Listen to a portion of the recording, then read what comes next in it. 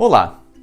Seu filho teve um quadro febril, você levou para o pediatra e ele deu um diagnóstico de virose. E agora?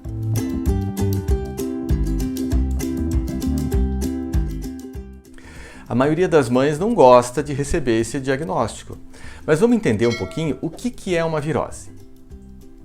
Tecnicamente, virose é uma infecção por vírus. A gente poderia chamar de virose qualquer uma delas. Algumas têm nome. Por exemplo, a Covid-19 é uma virose.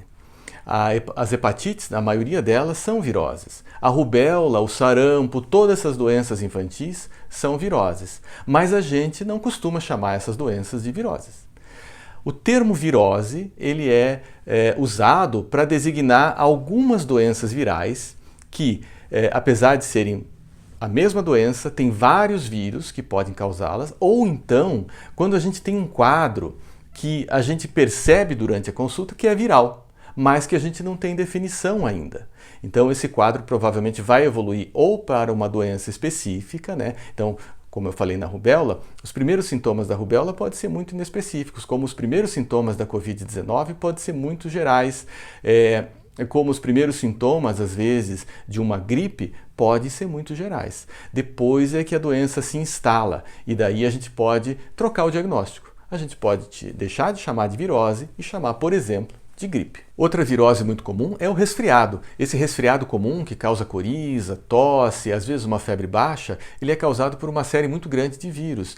E não é necessário saber qual vírus é, porque a gente sabe que ele vai ser autolimitado, ou seja, ele vai passar sozinho. E o tratamento para isso é o uso de remédios para tratar o sintoma.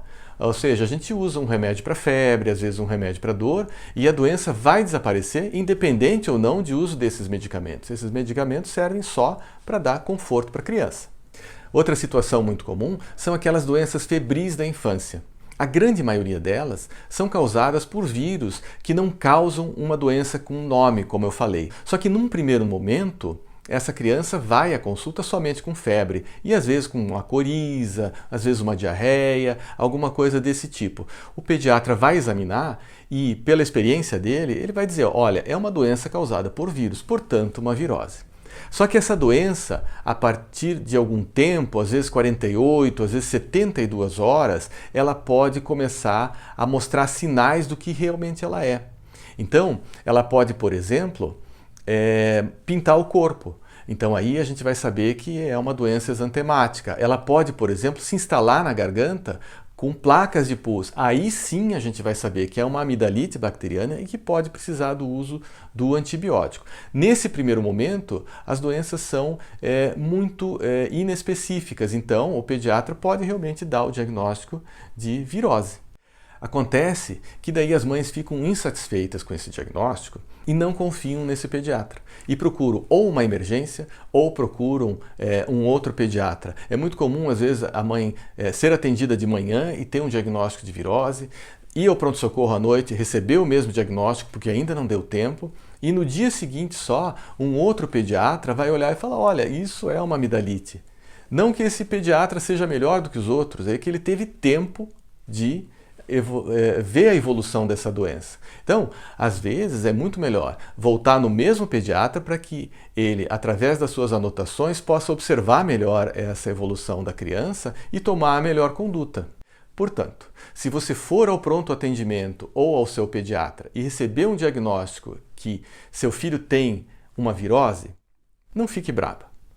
Dê um tempo, volte ao mesmo pronto-socorro, volte ao mesmo pediatra e entenda que a maioria das viroses na criança são viroses simples. Chega a 80% das vezes em que essa criança vai ter um quadro febril causado por vírus e esse quadro vai melhorar sozinho, precisando de remédios muito simples, sem precisar de antibióticos, sem precisar de muito exame, nada disso. Muito bem. Eu espero que esse vídeo tenha esclarecido para você um pouco melhor o que é uma virose, o que é uma infecção viral, né? E espero que ele deixe você mais tranquila quando receber esse diagnóstico. Ok? Vejo vocês no próximo vídeo e até mais!